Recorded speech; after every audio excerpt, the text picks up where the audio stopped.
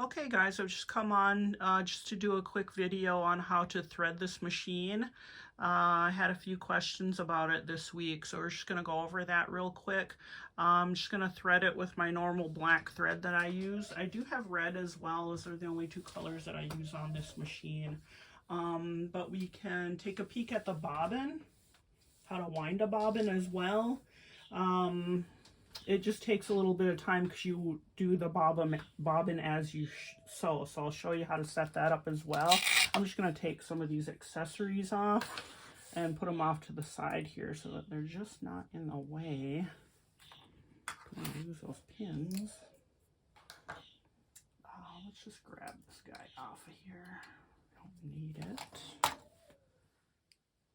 Magnets can probably stay there, huh? Okay, so that's as bare bones as I can get it. Get that out of there just because it's distracting.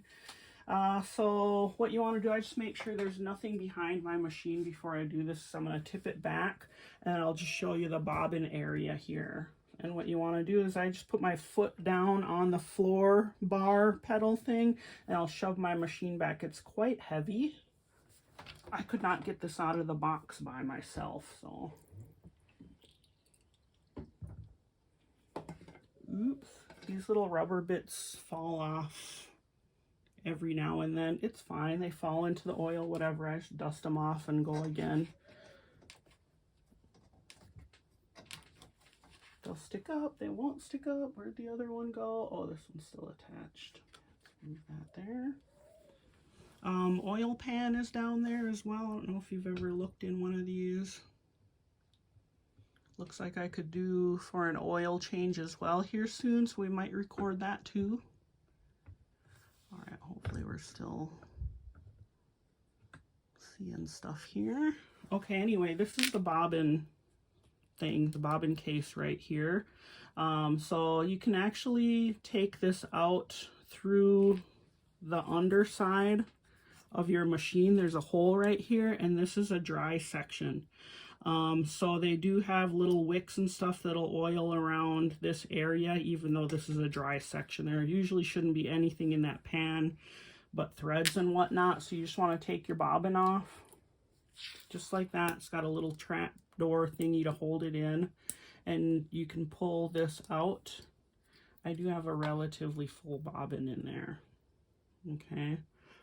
All right, so this is what it looks like empty. It does have a spring in there. If that comes out, just go to a Juki dealer online or whatever and ask them for another one of those, just because you need that pressure. Otherwise, this could get tangled up in the machine, okay? So if you do have your online manual, you can open that up and it'll show you all of the steps on how to do this. So I do have mine pulled up over here, right there. But the bobbin portion is quite simple. It's just like every other machine when you try to load it. And then it shows you from the back side in the picture like this. Okay, so you want this tail going in that direction.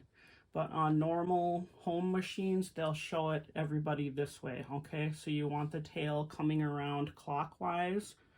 11, 12, 1. Okay. So this way, up and over, and then it winds together like a normal bobbin case, okay? If you have a at-home machine, it's very similar, okay? It's just bigger. And then you're going to clip that under that little holder and then have it pop out where that hole is, okay? So that's all that you need to do for your bobbin. And then, depending on who you talk to, you can lift this to put your bobbin in. When you grab this little lever, a thing tightens up so that this won't fall out, okay? So if you have it loose like this, has a potential of falling out into the machine if you're not careful. But if you don't have that closed, this will click into place and you'll know that it's secure, okay? So without holding this open, it'll make a clicking noise when it's installed, okay, so that you'll know it's in the right location and all of that. Oop, I actually moved it. All right, so we're just gonna lay that in there, and then you'll hear an audible click when that is centered. If I'm reaching from under in that hole, then that's when I'll pull this out and then stick it in there and lay it on there and then close it like that. Then that way my bobbin won't fall out into the oil or whatever. And then this just can hang until you're ready to do the top stuff, okay? I can actually shorten that a little bit. Okay, and that's all that you have to do under there. Like I said, you don't have to lift this up. It's just easier for me to show you how to do that. And it might be easier for you than digging in here in the dark. This does have a little trap door too to kind of help you see things if you're going to do the bobbin changing from here. And it's this little door here, but I have a cutting mat stuck to my table, so this is only as far as I can open mine. But once you get the hang of it, you can feel what you're doing in here, okay? So it just takes a little bit of learning curve to know where everything is under there and how high up to put things. So if you need to, pull that open and you can see the bobbin case right there. This was hard to open for me at first. It does have two little springs on the underside, and I just stretched those out a little so that this was easy to slide. Otherwise, people do take tools and pull the thing open like that, okay? All right, so now we're gonna go up here and get all of these taken care of. There are two spots that you'll need thread for. So I have two thread cones up here, and one is gonna be for the bobbin winding, and one is gonna be for the regular part of the machine, okay? So I'm just gonna, I can't see my camera lens very well, so let's see if we can just zoomy this ever so slightly.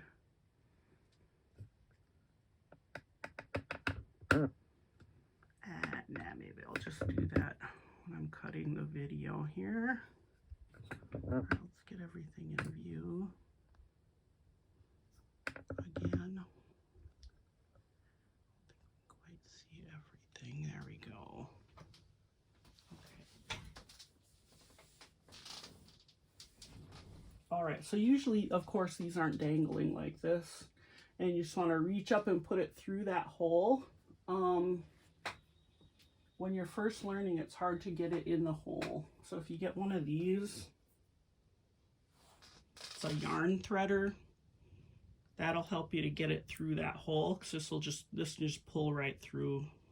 Okay, so I just have that sitting there just in case I need it. And then we're going to pull this first thread down, the one on the left.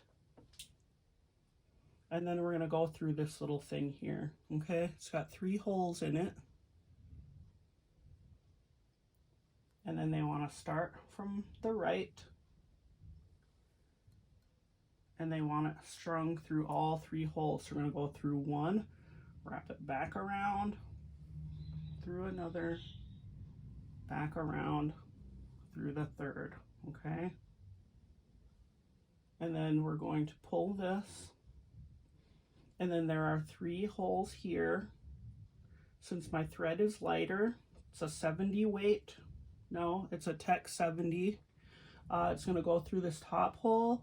If you use like one of those 130 weight or 130 Tex threads, they'll go in this bottom hole here. It just gives a little bit more tension to the thread. But I'm going to go through the top one. I'm going to make sure it goes between these 2 pre-tension discs, and this disc is going to help you out with your thread clamp, okay, so that your thread doesn't get sucked back up into the machine after it cuts it. So this will help you a lot adjusting that when this isn't working properly. And then we're going to thread this through the bottom. So I skipped that second hole here. If this was a heavier thread, I would only go here, up and around and down here. So I'll pick either the top hole or the bottom hole and then go through this third hole, okay? There are these 2 little thread guides here. These are movable, okay? So when I first had the machine, this one was way over and I kept having a little bit of problems with my thread. It was over like this. And I'm not sure what the problem was. It was a year ago when this was happening, and I scooched this over to be closer to this bar, and that solved, I think it was looping or something on the back of my materials. I'm not really sure, but you can play around with all of these features to see where you like it, okay? I just try to get it even again and retighten.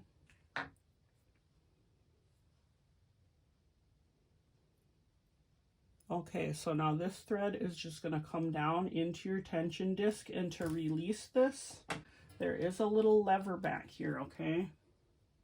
And you use your knee lifter.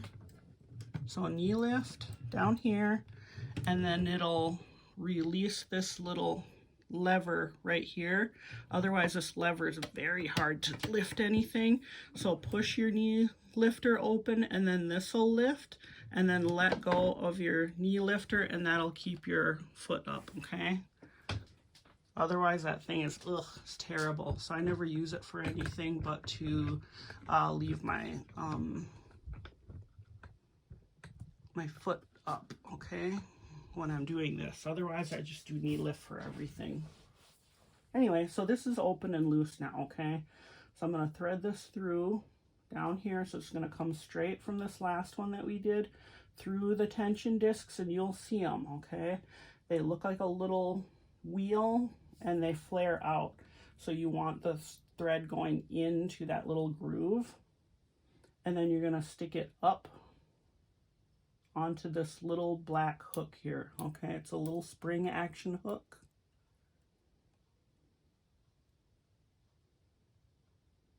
And then you're going to tuck it in that little U shape at the bottom. Then we're going to utilize this thing, this big hook down here. We're going to hook this up, and then we're going to thread this into this thing that I was moving earlier, okay? The little thread guide that looks like a triangle, that's going to inside that little section. And then that way you'll see that it's a little straighter going up here, and that solved my issue that I was having. So if you're having any problems, just fudge with this one. It can go all the way back, or it can go all the way forward. Okay, and then we're gonna string through. There's a hole right here, and it's not like a home machine where you can just pop it in there. You do have to string it through there, okay? So if you can't see or whatever, grab that little yarn threader and put it through there. But the hole is big enough. It's not that difficult to see. Okay, and then we're going to, don't get it caught on there. We're going to come straight down. And then we're going to put it through this guide here. Okay, so it's directing the thread here, because when this moves real fast, they don't want this getting tangled around this area. Okay. Next, we're going to put it into this little rectangle spot here in your thread clamper.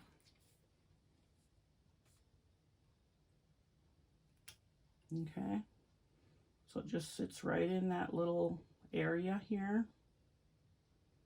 And then we're going to go straight to the needle. And there is a hole that you have to thread through on the bar or the collar above the needle. Okay. So that's going to go right through that hole, and it'll start pointing its way down, and then you can pull that out. And then you just want to make sure that your needle is on correctly. The needle will have a little indent on it, so take a peek at your needles, and the indent, so the needle is straight on both sides, and the right side has this little cutout right before it gets to the hole, okay? That you want facing to the right. And then we're going to thread the needle. And this one I think is a 22 or 23 needle, so it's pretty large, easy to thread. Sometimes I'll have a 19 in here, but that's as small as I go. I do like a 19 or a 22 in here. They work for a majority of my projects. Okay, and then I'm just going to hang on to this, and then if you turn the machine on, it does have a button in here to lower your needle, but when I do it again, since this is set to have needle down, when I push it again, it always puts the needle back down. Okay, so I have to crank the handle until this is at the very top, that thing that goes up and down. And then once my needle starts to just barely go down a little bit, then your bottom thread will poke out. Okay, so now you have threaded your machine and it's ready to sew.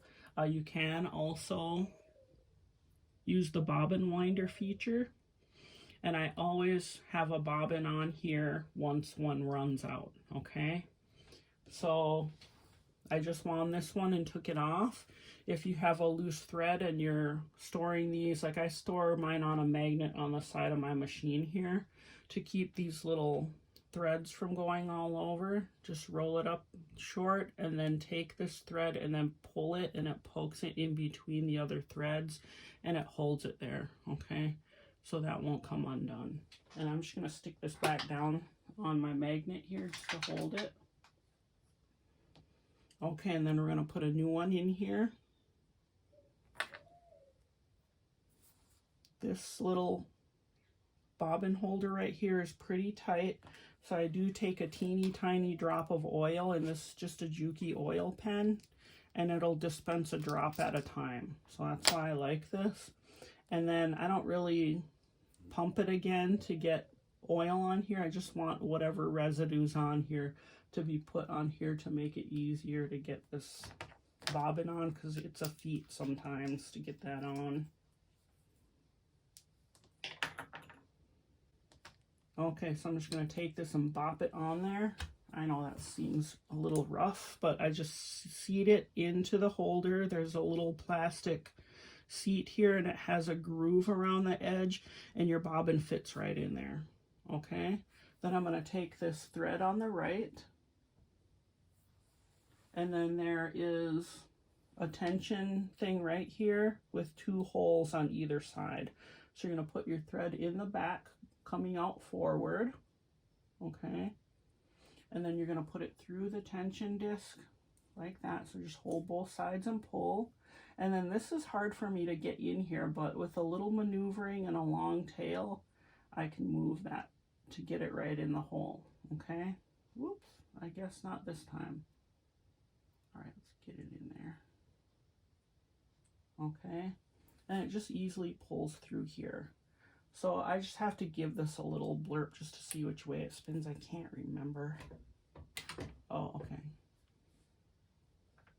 I'm just going to unthread this first before I...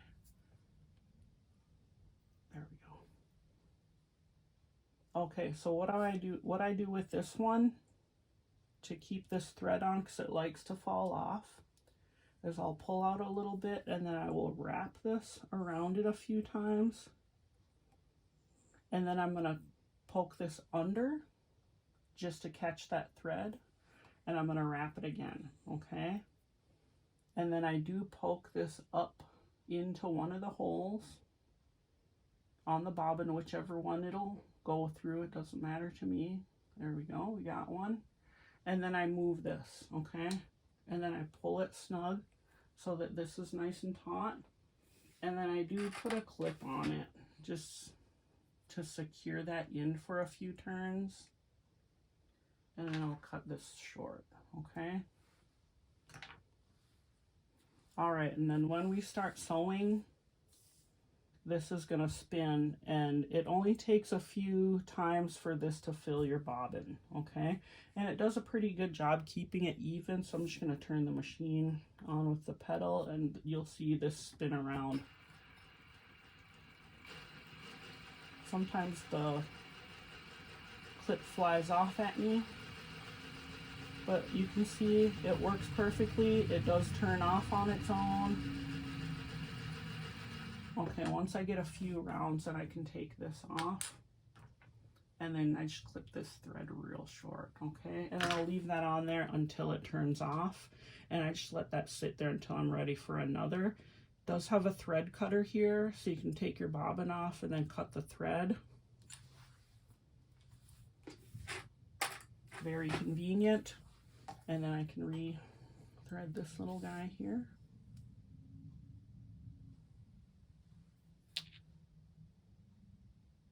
Oops.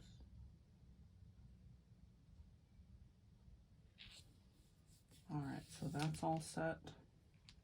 And then to disengage that lever that we put, you can just take your knee lift and pull all the way up, and then it'll put your foot down. So it's all threaded and all ready to go.